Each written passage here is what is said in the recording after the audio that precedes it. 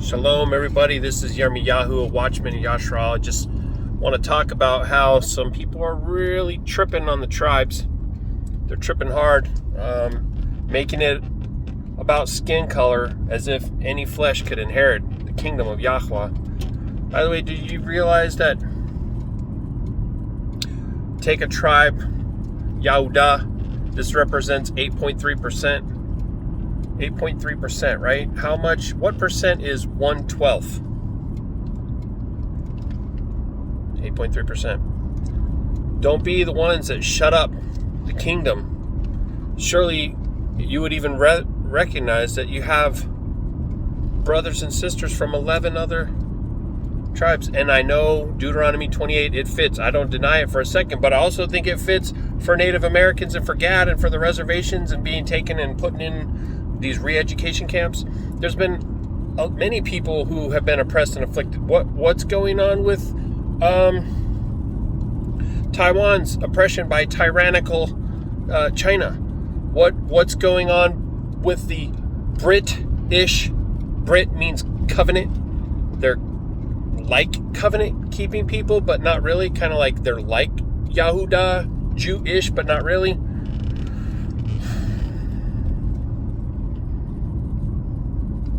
People that fled to Scotland and Ireland, and then they had the tyrannical British come in and enslave them and sell them into indentured servitude. I think it's advisable to not make judgments in the flesh and to actually know them by their fruits, because that's what Scripture teaches. Those who are going to be keeping Shabbat, for one, honoring Torah, have the fruits of the Ruach, which I think it's, gentleness, meekness, mildness, self-control, love, patience, shalom. Anyway, I got to put this out there because it isn't like it's just one-sided either. It's like multiple sides, making it as if, it's only just this one group of people and this other group of people are out. You better repent, you might be out. And I'm out.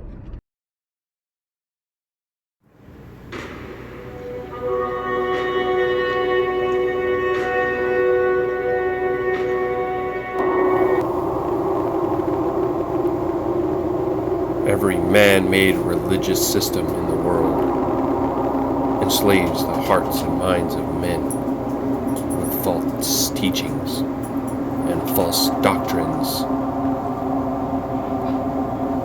Praise be to Yahuah, who's raised up his remnant in this day, the Qadashayam of Yasharal, to once again walk in the old ways, to understand the living word by the power of Ruach Hakodesh. Come, join us as we walk in the way, the truth, and the life.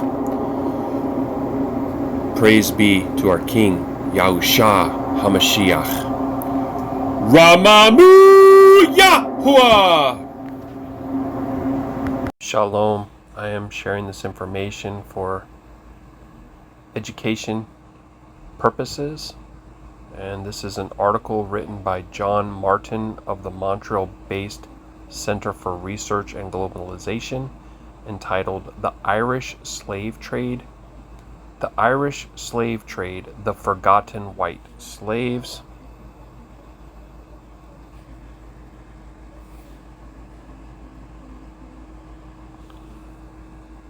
They came as slaves, vast human cargo transported on tall British ships bound for the Americas.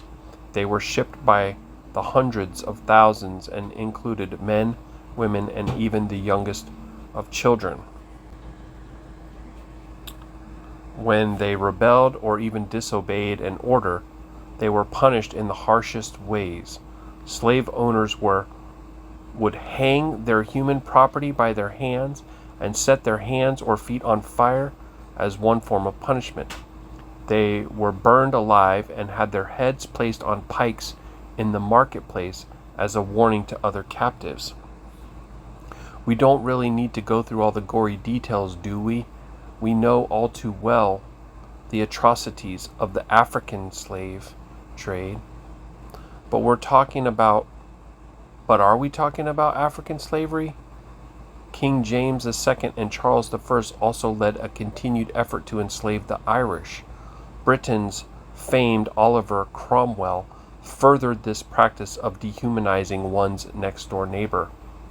The Irish slave trade began when James II sold 30,000 Irish prisoners as slaves to the New World. His proclamation of 1625 required Irish political prisoners be sent overseas and sold to English settlers in the West Indies. By the mid-1600s, the Irish were the main slaves sold to Antigua and Montserrat. At that time, 70% of the total population of Montserrat were Irish slaves. Ireland quickly became the biggest source of human livestock for English merchants. The majority of the early slaves to the New World were actually white.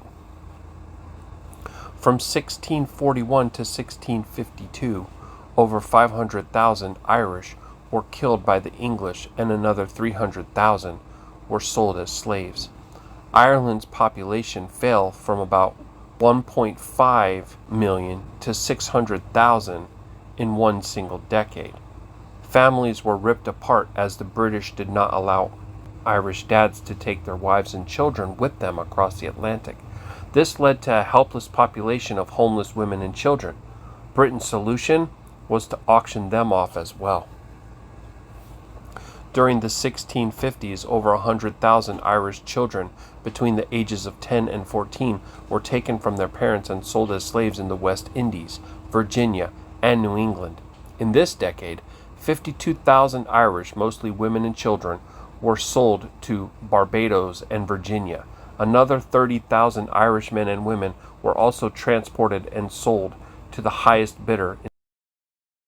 In 1656, Cromwell ordered that 2,000 Irish children be taken to Jamaica and sold as slaves to English settlers.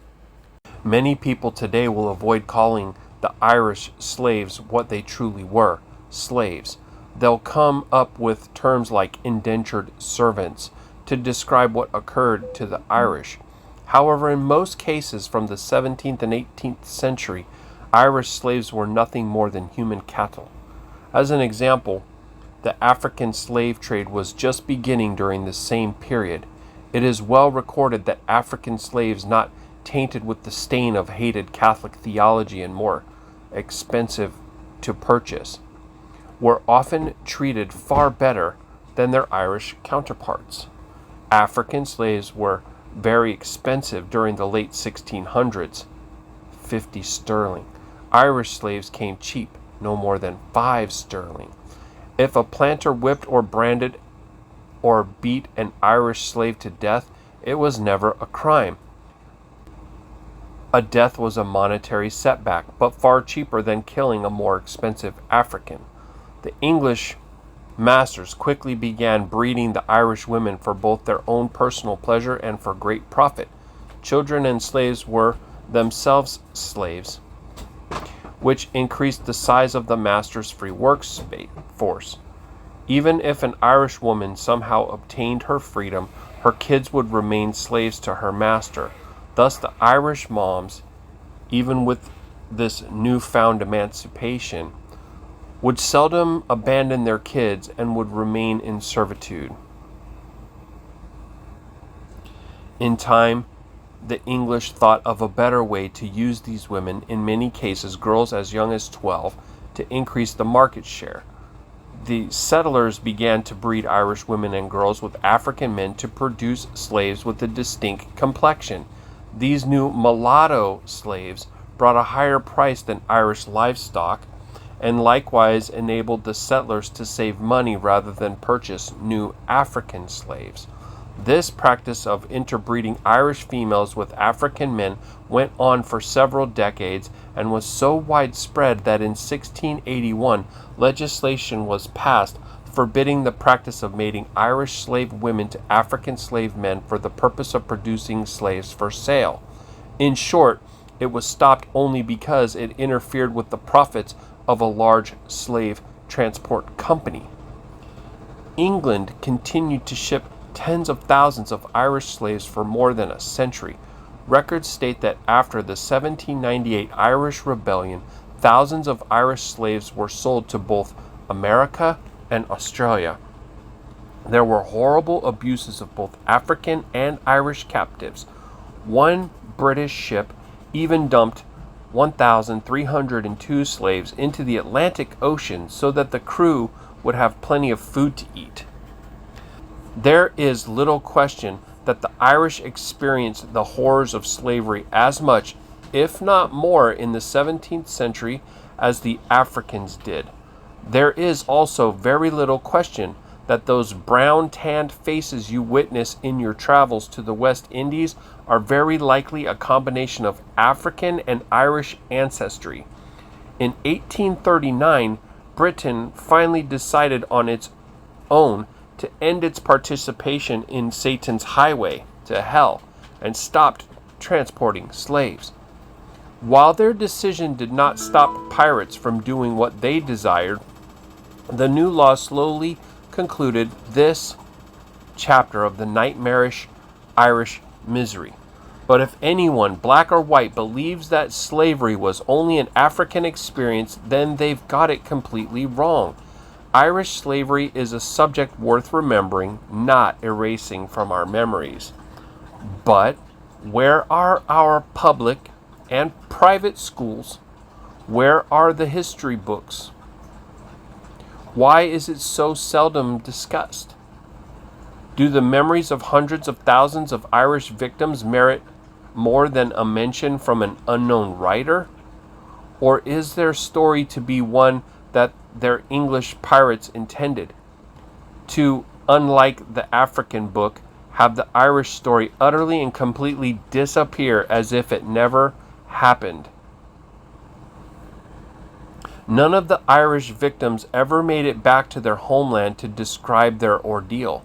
These are the lost slaves, the ones that time and biased history books conveniently forgot.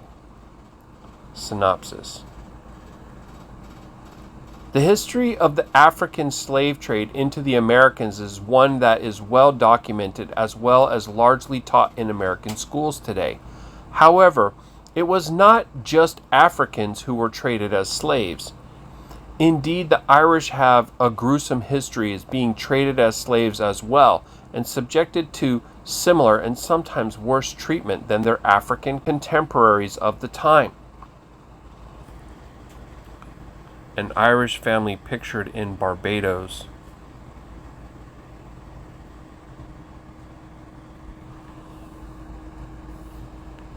Strangely, though, the history of Irish and white slavery is by and large ignored in the American educational curriculum today. As Martin points out, Ireland quickly became the biggest source of human livestock for English merchants. The majority of the early slaves to the New World were actually white. At the hands of the British, the Irish population plummeted due to the slave trade of the 17th century. Unfortunately, the Irish slaves are often remembered as indentured servants in American history classes. However, in most cases, during the 17th and 18th centuries, the Irish were no more than human cattle. There were two main reasons for this treatment: Britain's policy of decreasing the native Irish population for resettlement purposes, and the cost of the African slave trade, which was far more expensive than the cost of Irish slaves. Africans would sell for around 50 sterlings, while Irish were often no more than 5 sterlings.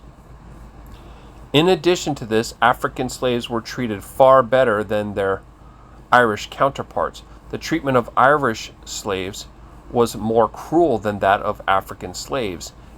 If an Irish slave were beaten by their owner, it wasn't considered to be a crime. The Irish nightmare began to end in 1839 when Great Britain finally decided on its own to end its participation in the transportation of slaves.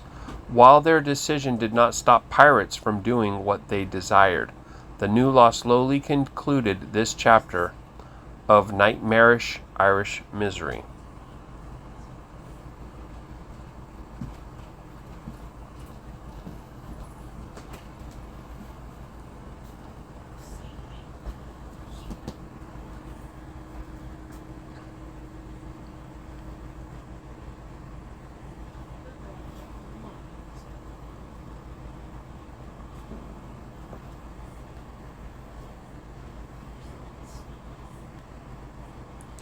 Irish slavery from Harper's Weekly, 1899.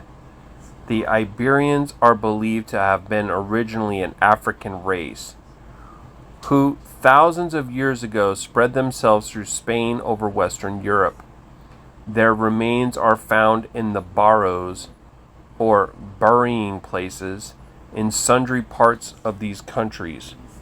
The skulls are of low prognathous type. They came to Ireland and mixed with the natives of the south and west, who themselves are supposed to have been of low type and descendants of savage of the Stone Age, who, in consequence of isolation from the rest of the world, have been outcompeted in the healthy struggle of life, and thus made way, according to the laws of nature, for superior races. Selling of Irish women. Caribbean destination of slave transport. Ireland source of slaves. West Africa source of slaves. Irish were kidnapped, shipped in disease-ridden holds, traded like animals, and then whipped and worked on American plantations. Never forget Irish servants. African slave images such as this are many. Where are the Irish slave images? The Irish were slaves too. Why is it not discussed in our classrooms or our textbooks?